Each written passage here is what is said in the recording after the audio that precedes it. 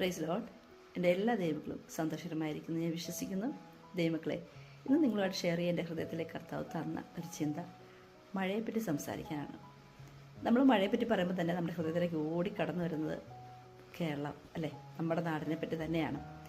ആ മഴയെപ്പറ്റി നമ്മളൊരു വ്യക്തിയോട് ചോദിക്കുക, നമ്മൾ തന്നെ ഒന്ന് ചിന്തിക്കുകയാണെങ്കിൽ നമ്മളൊരിക്കലും പോസിറ്റീവ് അല്ല പറഞ്ഞത്, പെട്ടെന്ന് നെഗറ്റീവ് സൈഡുകളാണ് പറഞ്ഞത് അല്ലേ. എന്താ പറഞ്ഞത്?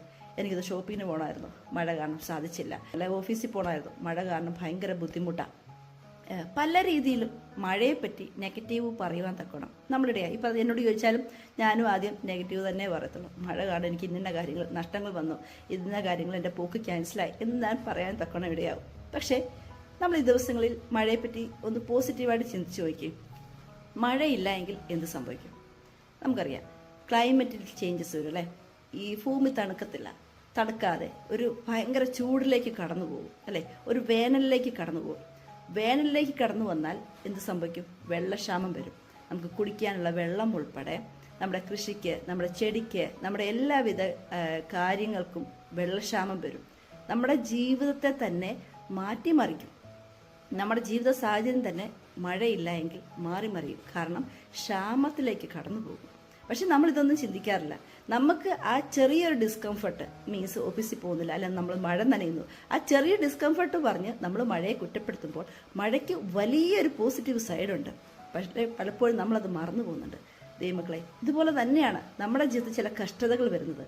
കഷ്ടതകൾ വരുമ്പോൾ നമ്മൾ ആദ്യം നെഗറ്റീവ് വേർഷൻ നമ്മൾ പറയും. എന്നാലും അങ്ങനെ സംഭവിച്ചല്ലോ, ഞാൻ പ്രാർത്ഥിക്കുന്നവളായിരുന്നു, എന്നിട്ട് എൻ്റെ ജീവിതത്തിൽ കഷ്ടത കടന്നു വന്നല്ലോ, പ്രയാസം കടന്നു വന്നല്ലോ, എൻ്റെ കുഞ്ഞുങ്ങളുടെ ജീവിതത്തിൽ ഈ കഷ്ടത കടന്നു വന്നല്ലോ എന്ന് പറഞ്ഞ് നെഗറ്റീവ് സൈഡ് മാത്രം ചിന്തിക്കാൻ തക്കണം ഇടയാവും. ഈ ദിവസങ്ങളിൽ ആ മെൻറ്റാലിറ്റി ഒന്ന് മാറ്റി വെച്ചിട്ട് നമ്മൾക്കൊരു കഷ്ടത വരുമ്പം അതിൻ്റെ പോസിറ്റീവ് സൈഡ് നമ്മൾ ചിന്തിച്ചു വയ്ക്കുക. ചില കഷ്ടതകൾ നമ്മുടെ ജീവിതത്തിൽ വരുമ്പം നമുക്ക് എന്ത് ലഭിക്കും? നമ്മൾ ദൈവത്തെ കൂടുതൽ അറിയും, ദൈവസ്നേഹം കൂടുതലായിട്ട് മനസ്സിലാക്കും അല്ലേ, ദൈവത്തിൻ്റെ സാന്നിധ്യം നമ്മൾ മനസ്സിലാക്കും. അതുപോലെ തന്നെ ചില പുതിയ അറിവുകൾ, ദൈവിക അറിവുകൾ, മോളെ ഇങ്ങനെ ആയിരിക്കണം, ഒരു ദൈവത്തിൻ്റെ പൈതൽ ഇങ്ങനെ ആയിരിക്കണം എന്നുള്ള പുതിയ അറിവുകൾ കർത്താവ് നമ്മുടെ ജീവിതത്തിൽ തരും അല്ലേ. നമ്മൾ അങ്ങനെ പോസിറ്റീവ് സൈഡ് നോക്കുവാണെങ്കിൽ എപ്പോഴും ഏറ്റവും കൂടുതൽ നമ്മുടെ ലൈഫിൽ ലഭിക്കുന്നത് പോസിറ്റീവ് സൈഡാണ്. പോസിറ്റീവ് സൈഡിനായിരിക്കും എപ്പോഴും ഒരു മുൻഗണനയുണ്ടത്. പക്ഷേ നമ്മളത് ചിന്തിക്കാറില്ല. നമ്മളെപ്പോഴും നെഗറ്റീവ് സൈഡ് പറഞ്ഞ് ആ പോസിറ്റീവിനെ മാറ്റിക്കളയുന്നൊരവസ്ഥ. ഈ ദിവസങ്ങളിൽ അതിന് ചേഞ്ചസ് വരണം. നമ്മുടെ ജീവിതത്തിൽ എന്ത് സംഭവിച്ചാലും അത് പോസിറ്റീവായിട്ട് ചിന്തിക്കുവാൻ നമ്മൾ തയ്യാറാവുകയാണെങ്കിൽ കർത്താവ് നമ്മുടെ ജീവിതത്തിൽ എന്തിനായിട്ടാണ് കഷ്ടത വന്നോ അതിൻ്റെ റിയലായിട്ടുള്ളൊരു ഫലം നമ്മുടെ ജീവിതത്തിൽ വരുവാൻ തക്കണം.